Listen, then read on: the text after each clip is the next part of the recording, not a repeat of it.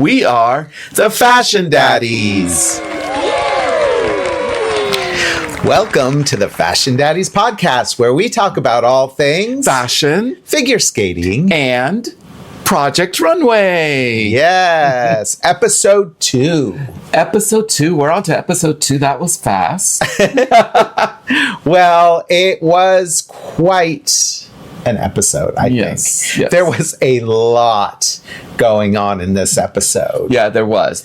And by the way, this might seem like a recap podcast, but it really isn't, right? No. We talk about our inside dish as consulting producers, and then also mainly at least this is how we're starting out, giving our best and not so much. Yeah. As opposed to the judges or what we think, Yeah. The judges had their turn. Yes. And we like to say now it's the Fashion Daddies' turn. There you go. To release all the thoughts that we had right over the months of filming on the looks. Because we really can't say anything. We want to, as producers, we want to be quite neutral. Yes. And we were part of the casting, so we helped tell the other casting producers and all the other producers if these people that were up in the audition, if they had any fashion chops. And so, we were part of that as well. So when we see them, they make it on the show and then they do the creations. We try to remain their daddies and we try to remain neutral. But yes, behind the scenes, we might be making a couple faces. And now we get to verbalize the faces. Yes, we like to be their support system to give them encouragement. But sometimes it's, a little difficult when you're looking at some of the designs and knowing that they either could do better or they're going in the wrong direction. Right. And so you have all these things you want to say, but we can't verbalize it. Christian can. Yes, and does. And yet, we're behind the scenes. And of course, other producers always turn to us and are like, what do you guys think? And we're like, well, here we go. And sometimes, we're right. Sometimes we're not so right. Well, so that's the thing. Going back to the reason we're doing it this way is because we, like everybody, have our opinions that tend to be different than the judges. Yes. We definitely don't always agree with the judges. No. And that's fashion, right? Yeah, that is exactly. That's what it is. I always say, like, when we're looking at something, we're like, oh my God, especially if it's avant-garde, like, we get it. Yeah. And then all of a sudden I turn to my Twitter twatter, X, and they're like, she looks like an avocado. And I'm like, okay. There you go. There you go. All right. Well, like I said, this episode was a doozy because while they did eliminate 6 designers, there's still 16 left. Out of the original 22. Out of the original Okay, I'm doing 22. the math. 22 minus 6 is 16. Okay. I had to write this down because you did. There were different levels to this episode. So we start with 16 designers. 6 of those 16 are immune. Okay. So that leaves 10 that are up for elimination. And, they're going to show their designs. Now, all 16 are showing their designs. Right. But only 10 of them are up for elimination. They are all up for being the best design. So even though you were immune, you still could have been in the top. Right. Okay. That give you a reason, because otherwise I could understand. Be like, why am I even making a dress? What am I doing here? So, okay, of those 10 that are up for elimination, the judges saved 3. Okay. Those were the 3 top. Right. Which ended up being from those 10. We'll get into that later. Then that left 7 on the bottom. Okay. So there's 7 that are now up for elimination. Because we started with 10 minus 3. Now 7. Okay, I'm still following along. And then in those 7, the judges then saved 2 more. Okay. So that left 5 eliminated, flat out. You're gone. 5. But that's not all. ... the 6 immune designers and the 6 original eliminated designers get to choose one designer from those 5 to save, making the cast finally 12 designers. We made it. I hope you followed along, and if not, just refer to our little chart because we had to create it. It was like trying to find an atom in a nuclear bomb thing. B called it Asian math, which I don't know, okay. but he knew it in his head, and he told us right there on screen. Yeah, he figured it out. It took me a little chart to figure that out. Yeah, we needed the chart. All right. Okay, so now on this episode of the Fashion Daddies, what are we going to discuss? We're going to talk about our best, what we thought were the best looks. Okay. And what we thought were the worst looks. From this runway. Including everybody. So we're not just going to talk about the 10 that were up for elimination. We are picking our best and our worst. From the whole lot. All 16. Which brings us to those 6 that had immunity. And I don't know if everybody was as frustrated as we were. Please tell us. Let us know. DM us or leave a comment. But just because you have immunity doesn't mean you should you take it easy, take the day off. Just do a sheath dress from my pattern making book, page 355. No, child. So that made those designers up for elimination, those 10 up for elimination.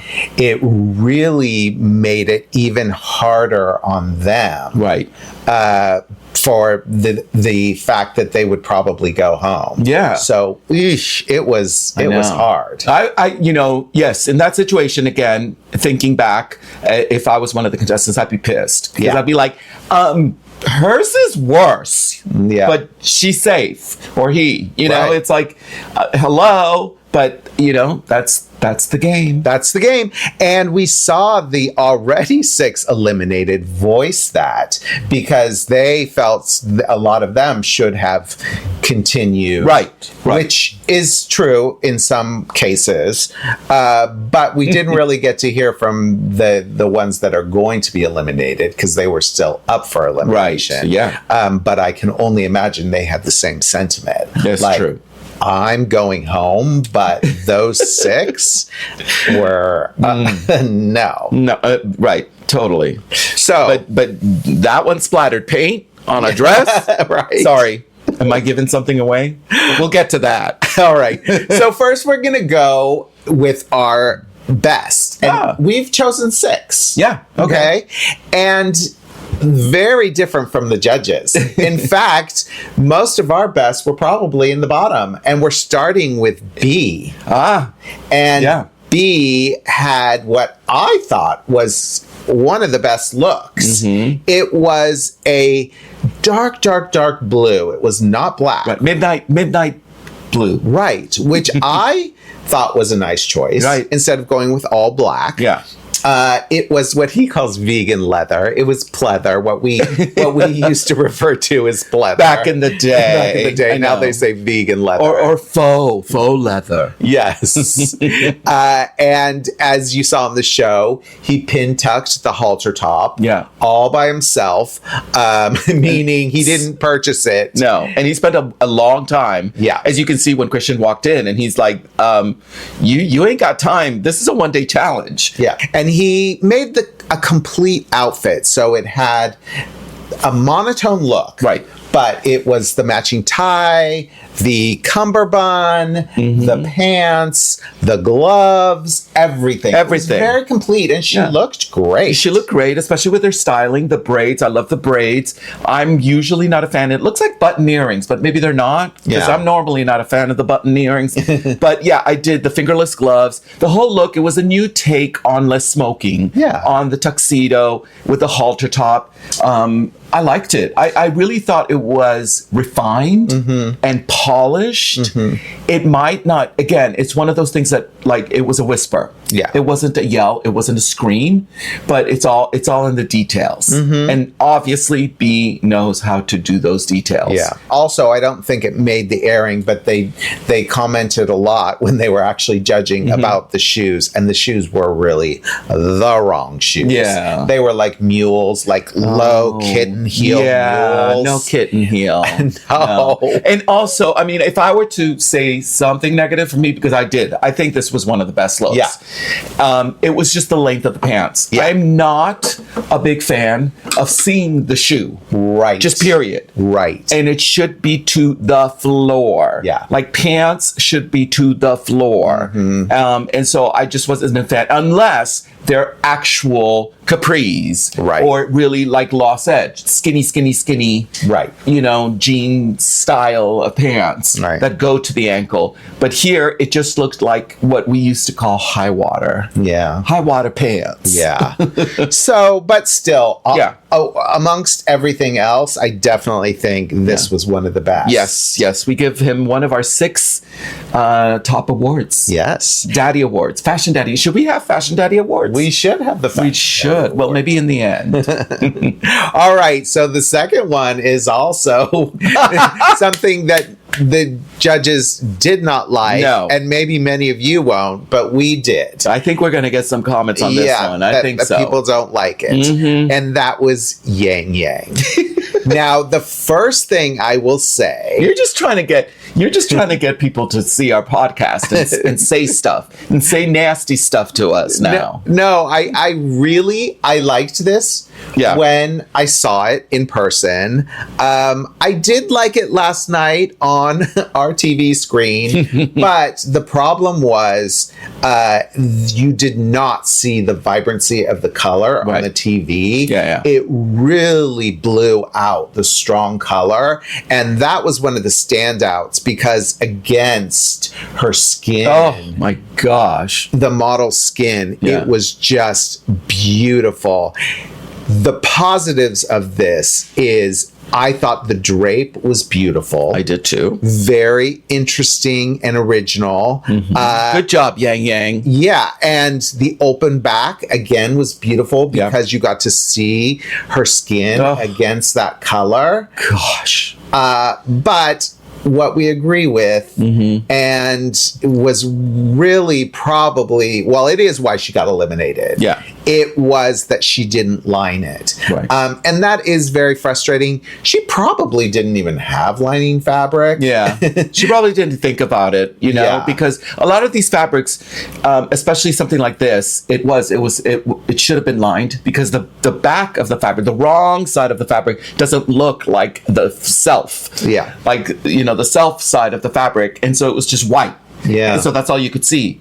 And it just, it did cheapen it out. I don't think she had enough fabric to cover it, to double everything. No. For sure. But I personally also loved it because I'm a big fan of vibrant colors, and especially I just thought this was genius to put it on Friday with that skin, that canary yellow and that blood orange, the colors and the green, all of that. It was very Christopher John Rogers esque. And I loved Christopher John Rogers, and I love that reference. So, and of course I love the drape. I love the drape because it just seemed very, very well done to me, except then she turns around and you see the wrong side of the fabric. All right. The next one is another one the judges had in the bottom.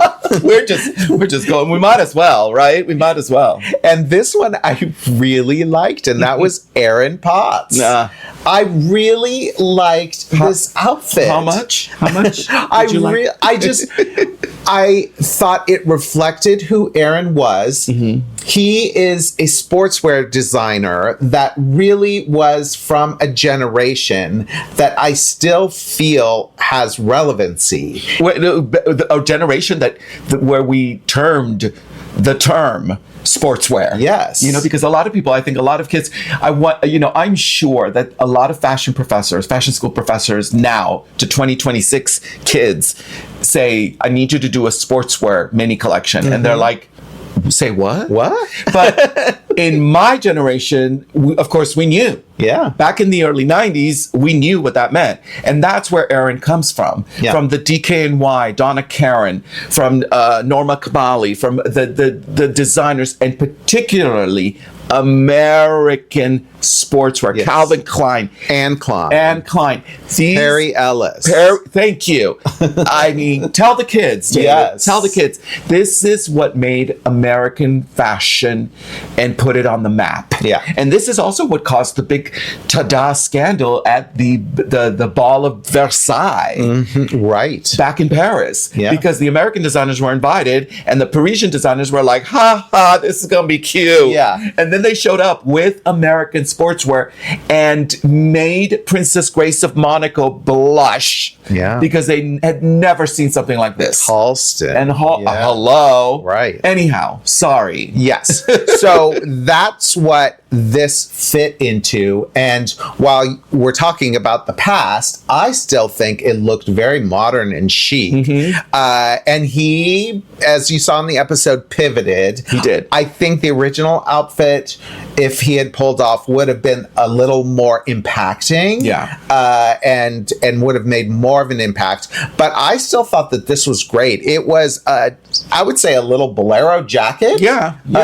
Little that- crop jacket. with these poof sleeves that were really great. Yeah. It was gray, but he also used a silver gray fabric as an accent. like a metallicized lame kind of brocade jacquard fabric with that gray wool.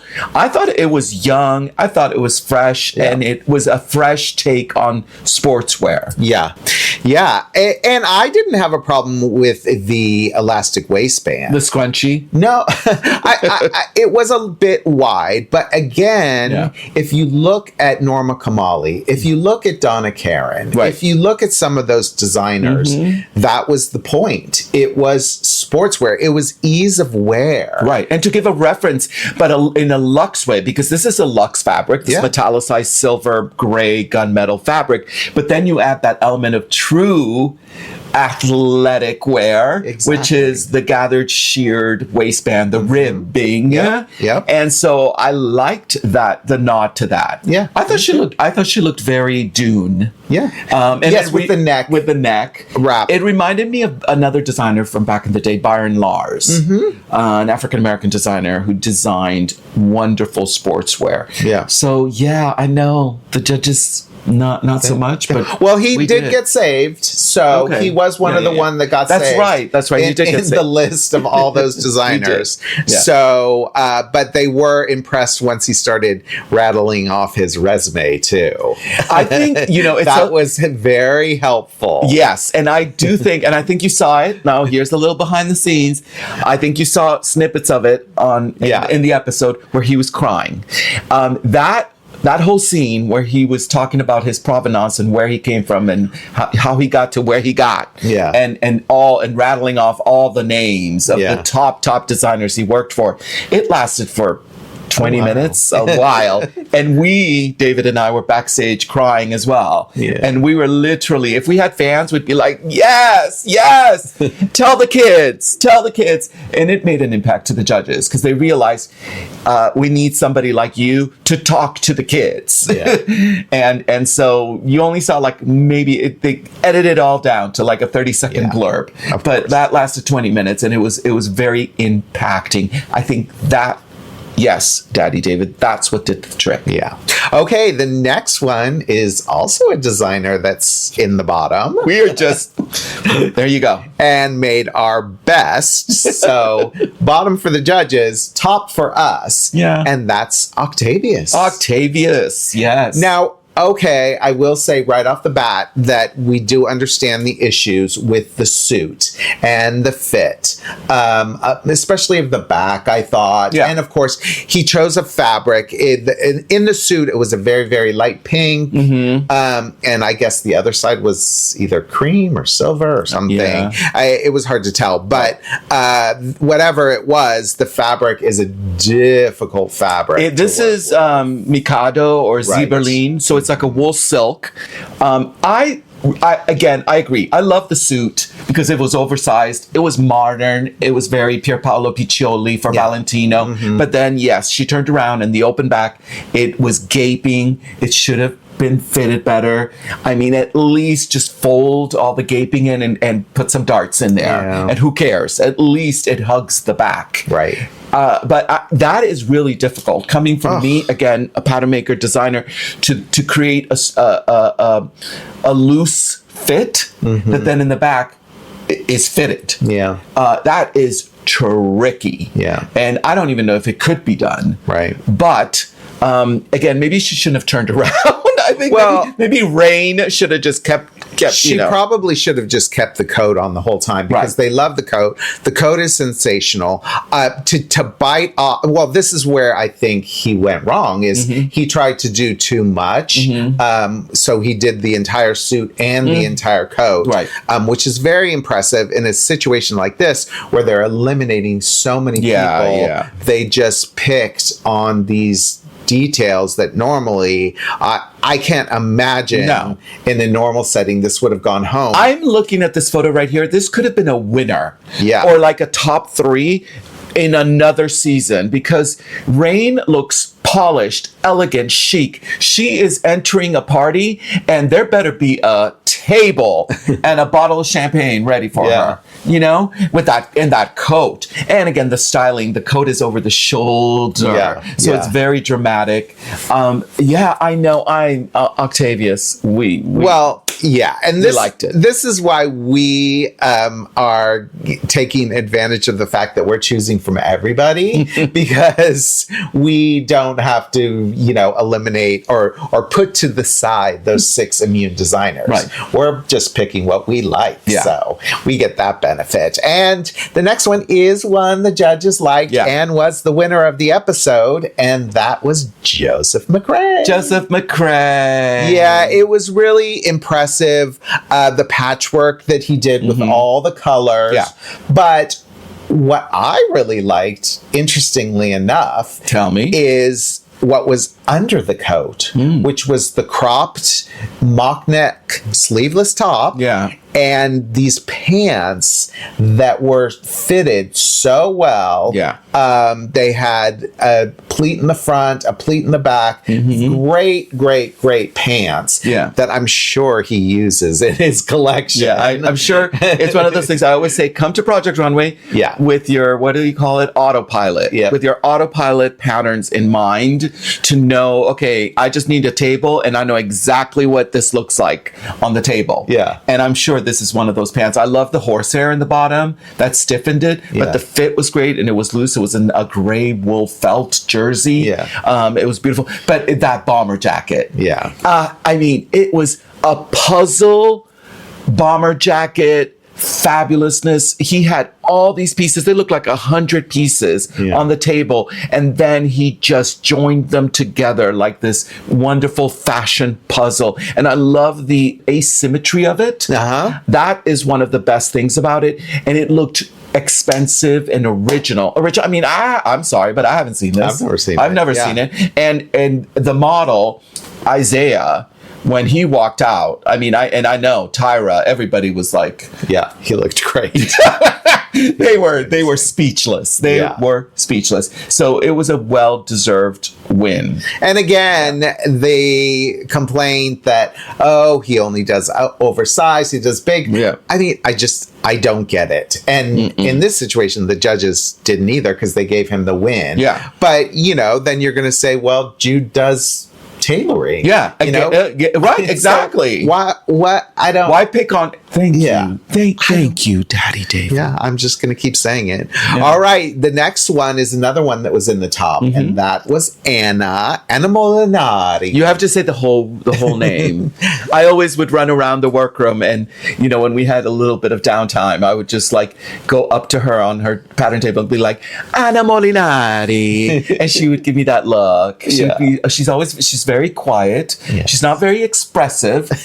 Not a dig for sure, because she just gave you a look, and just with her look, I knew I'd be like, oh, Anna Molinari. Yes, she is a sweetheart. And this dress was great. And pivot. a pivot. Yes. Another pivot. And a different type of quiet assassin. Yeah. Because she was really in it to stay. I mean, she knew she was on the line, and her ability to do that pivot and know that she really needed to fight was amazing. And she just grabbed that fabric that she brought from home and really, I was shocked. It came out of nowhere. She had already been working for a while. Yeah. And maybe there was only 5-6 hours left in the workroom. Yeah. And there she go. It's in our walkie-talkie, and she's like, they're like, Fashion Daddies. Anna Molinari wants her fabric from home. And we're like, one moment, please. And then we had to find it and get it to her. And then she created that. We didn't know until basically the end to see, okay, that's what she did. Yeah. And it was great. Everything was mitered.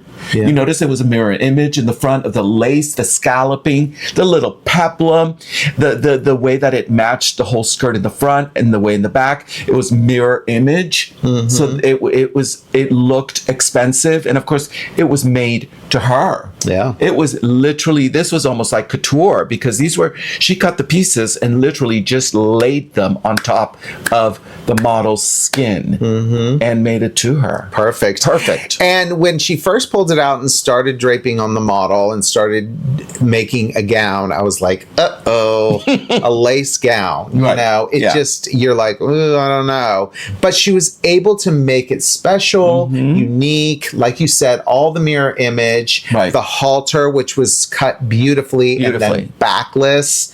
And then that cute little peplum. Yeah. The way the scallops frame her neck, and then of course, I think her name was Janine. She showed up with that hair. Yes. It was like the perfect crown. It was the perfect crown to that look. All right, so now we're going to move into the bottom. Oh, wah, wah, wah. And we have the ability, hint, hint, in our picks to choose from those 6 immune designers. And this is a bit of our revenge. And we're going to. Because we're so frustrated. We are. So we're doing it. Join us in the frustration. Okay, the first one in the bottom for us was Bobby. And she spent 90% of her time, if not more, splattering the fabric, and she made a stencil of a frog. And I forget the story, but there is a story, of course. Did they even say that in the episode? I don't remember if they did. Well, I'm sure Bobby will put some reel on Instagram talking about the frogs. But here we are. We're going to talk about the frogs. So this is the thing. I do like the shape. The shape of the dress is quite nice. Yeah. But it was just nothing. No. It was just this simple halter dress, low back, and then she splattered paint on it. And why it took her so long to actually paint that fabric. I mean, it does have to dry, so she can't cut into it. I'm sorry. This is a dress that one of my students would have done in a first semester class. Yeah. I'm sorry. We love you, Bobby. But I think because she spent so much time with the fabric treatment, if you would call it that, and the stenciling to create the fabric, that she was like, okay, I'm just going to cut an A-line skirt of a dress and a halter and just call it a day. But this is a design competition. And like I said, this is just not that. It's not designed. And on top of it, another Nick Vario's pet peeve. The front is too short. I mean, let me just tell you, Anna, this model. Of the hem. And it's not, you either purposely, if it's going to be high-low, it needs to be purposely high-low. Yeah. And this wasn't. And I understandably, the model, Anna, she's one of our taller models. Yes, she says she's 5'11", but she's really 6 foot. But who cares? As the designer, you measure from waist to floor and make it to that. And I remember measuring Anna waist to floor, and she's 52 51 or 52. And I remember gasping, going, oh, she got long legs. Yeah. You make that mental note, you write it, and you make that skirt go to the floor. Well, I think in this situation, she didn't want it to go to the floor. So, like you said, in that case, she needed to exaggerate the high-low of it. Right. If that's what she was going for. Yeah. Because you just didn't get that. No. Okay. The next designer in the bottom. For us. Who was We still love them. We still love all our kids. Of course we do. Yes. It's just, it is what it is. Yeah. And this was Jude. Yeah. And Agreed. At this point, he had only shown his look from home, which the judges loved. Okay. The very fitted kind of bar jacket, Dior looking, with the peplum, the ruffled peplum, the perfect lapel. Just reminded that shirt that Nina wanted, and the little shorts in satin. Yeah. So we weren't sure, and Heidi stated it, if he would be able to accomplish that style of tailoring, which he's known for in these challenges. In the time constraints of Project Runway. So I will say that he proved us all wrong, and he did do a tailored jacket. Yes. Very well made. Yeah. In that time frame. Right. The problem is it was nothing special. No. At all. No. It I know. looks like something you would get off the sales rack, in Century 21. Yeah. It was just, not to mention the styling. Yeah, I think again the mule. What is going on with these mules? With the kitten heel mule? Like, who is this girl? Who is she? And her hair up like a secretary. Oh my God! With the wispies on the side, and then the short skirt underneath. She needs a pencil in the back. Yeah, which I understand the huge slit up the back, the huge vent. Yeah. Often done in long coats. Right. You see Burberry do it a lot. Yeah, so yeah. I understand in tailoring gives her a lot of movement, but then you have this short little skirt underneath. Yeah. And none of it made sense. No, again, just a pencil skirt that, again, is on page 224 of Pattern Making for Fashion Design by Nick Varios and David Paul. Yeah. But like you said, it's not that special. No. It's not that special. If you're going to do something, give me Tom Ford, honey. Yeah. And make her sexy. But with this kitten heel and the hair. Not Sorry, Jude. Not secretary. Okay, chic. next time. Let's hope. Yeah. Okay, I do want to say one more thing. Go for it. I was screaming this the whole time. Were you? That Nina was obsessed with his shirt. His shirt and the collar and even the shirt. I know where you're going with this, because now you are taking me back. I know you were screaming. And all I wanted him to do was make a cool shirt dress. A very Pier Paolo Piccioli high-low shirt dress. That's it. Put a pair of wool pencil pants with the collar. Pop the huge oversized collar. Why not? Just go, you like my shirts? Nina? Well, let me give you something. And I was like, oh my God. And I knew he wasn't going to because, I do think he did buy some shirting because I think initially he intended to put a shirt under that. Jude, listen to Daddy David. Listen to his brain, because he was screaming at you behind the scenes, behind the workroom. Jude, make a stunning, sexy Jude shirt dress and make Nina gag. All right. So the next designer in our bottom was also an immune designer, and that was Elizabeth. Oh, yeah. Yes. So if you remember, Elizabeth is the one that sort of manipulates fabric. She had the pink halter dress in the beginning, which they loved, yeah. And it was crinkled. That's why she was safe. She burns the edges of the fabric, and this one was a lot of ruching. The color was quite stunning. Yeah. It was a red iridescent taffeta style fabric. Yeah. And that color was really striking. But What she did with it Yes, Daddy David. Do tell. was not stunning to me. Speaking of scrunchies, Yeah. I mean, it's just a whole lot of scrunchie. Again, a lot of designers in this episode spent that one day just trying to create something and manipulate something, and this was one of them again. And to me, it just turned out she looks like Moulin Rouge meets Pirates of Penzance. Is that a thing? Yeah. Well, Moulin Rouge meets Pirates of Penzance. Yeah. I don't know if that's a thing. Oh, no, I don't think it's a thing. Yeah. So I'm with you. Okay. Besides the fact that there was no closure on the dress, but that's a whole other issue, right? Let's not give too much inside information. And the thing, okay, this is her technique. Yes. And this is what she does. And I'm going to be a little harsh right now. Okay. But the biggest problem is that she was basically draping and making shapes on the model and on the dress form. And if you don't know how to properly drape, it's going to look like Happy Hands at Home. Yeah. And I don't think she knows how to drape. Preach. Ooh. Because Preach. You need, coming from an educational background as we are, you learn these techniques of proper draping. You learn how to create beautiful shapes first.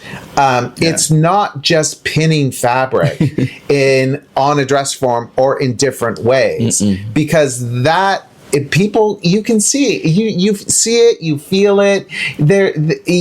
Somebody can say organic, but what you want to do is make something that looks organic, but has a lot of time, energy, and thought skill. I always say that it might look organic, but every single detail has a purpose. Yes. And again, we always told our students as well, I don't care what you do. You want to do cray avant-garde, but the seams have to match. Yeah. And everything has to walk to each other. There are patterns with the madness. Yes. And there is a purpose. And it's glorious if the viewer, the person seeing it, doesn't see a purpose to it, sees organic, darling. But no. There is magic, there's true technicality to that. Yeah. So, there you go. Okay. All right, we're almost done. We've got two more. Yes. Our second to last was also immune, and that was Brian. Okay? Yeah. And it was a white top that was just sort of, what would you say this top was? A top. A crop top. A crop top. A crop top of, manipulated fabric again. Yeah, again, yes. A very high-waisted skirt that also was pin tucked. Escándalo. And this poofy little bottom. Right. Okay, so again... Yes. This goes back to sort of our educational. I might have a bit of a bias, but also these techniques, the technique on the top and the technique on the skirt, remind me of what you were taught in maybe your second year of your BFA. You do take these classes, and some of them are fabric manipulation. Right. And there are books that show you these techniques, and they've become very standard, and everybody is sort of taught these. And to me, and you're taught this to then make something else from that, but it's to give you that first hands-on manipulation of fabric. You're going beyond. I always say you start off with making the white rice to then make the mushroom risotto. Yeah. But in between, there's a lot of other dishes. Yeah. And so in school, obviously, okay, we're going to teach you something else before you get to the mushroom risotto. This is what this is. Yeah. And I feel he went into his brain and he remembered these fabric techniques. Yeah. And he did a top and he did a skirt. He also pivoted a bit. But, basically, this is what he was setting out to create. Right. And I just thought it was a bit of a mess. Yeah. There was kind of no rhyme or reason. But I think there was no rhyme or reason because he did pivot. And this fabric was very stiff. Yes. And so we were wondering, because it just looked like a big rectangle square, how are you going to give a body to it, a figure to it? So I think that he was just going as he was going. Yeah. I don't know how better to say that. And it did kind of looked like a struggle. Yeah, it did. Yeah. That's exactly the right word. Yeah. It looked like struggle when you saw it. Yeah. All right. Okay. Well, we are ending. Okay. These ones on the bottom, but it is what it is. And now, is this designer also a safe one? This designer was safe. So I didn't even count. What is that? 1, 2, 3, 4, 5. 5. Oh, we did 5, 2, 4. We only did 5 bottom. Oh, okay. And they were all from the safe designers. From the safe designers. All our bottom designers were from. See, thank you, Heidi. See, we kind of took what you said, because I know you said you guys are lucky, and we're just expanding on. If anybody was wondering but Heidi, why do you mean? Here we are. And this last one is Chloe. Mm-hmm. And again, the main reason on this is it just wasn't enough. Mm-mm. It was not enough. Mm-mm. It was white eyelet fabric. Yeah. I swear this took her half a day to create. Mm-hmm. And then she did that futzing thing for the rest of the day. The futzing. The futzing. I'm going to have to look that word up. Kind of pretending I'm doing something. Uh-huh. But she just made this top that was off the shoulder that wrapped around. It wasn't even really a top. It didn't have sleeves. Didn't have anything. It just wrapped around like a mummy. Yeah. Right? And then she made this low slung high low. Now this is high low. Right. Take a note, Bobby. But again, it's like this I can do this in 10 minutes. Right. And why would I? And then put a belt on it. Right. And it just, again, it's like I know Chloe can do better, but it looked like she just grabbed some fabric, wrapped it around the model, and then pinned up a skirt and called it a day. I'm safe. I'm safe. Thank you. I'm safe. Moving on. Like this is a 15-minute challenge for like a 15-year-old kid. Yeah. You know, like in pretend fashion design in high school. Yeah. Like, okay, you got 15 minutes and here's 2 pieces of fabric. Do something. Yeah. You could do better. And it's not a horrible look. The top is nice. Right. And the skirt, it should have just been exaggerated. It was a balloon skirt. Is that what you call when you sort of pick it up? Yeah. Where it's sort of poofed around. A bubble skirt. A bubble skirt. It's a bubble skirt. If she would have filled that. Now, maybe she didn't buy tulle, but that's okay. There's things you can figure out. Right. Project Runway. You can stuff it with something, old fabric, go around the workroom. Make more of it. Right. Again, I look at this and I say, it looks like it took 15 minutes and somebody who's 15 years old did it. But, you could go Gabriella Hearst. Exactly. You could make the skirt. I don't even need the tulle, Daddy David. I'm sorry. I don't need anything. This needs to be to the floor, longer than the floor. Yeah. Use 18 yards of this. And then I need to drape a gorgeous shirt top and make it askew and put on a black cowboy hat. And she is in Uruguay, honey. And she is riding a horse in this Gabriella Hearst looking creation by Chloe. That's what she should have done, but hindsight, what's that saying? It's 2020. There you go.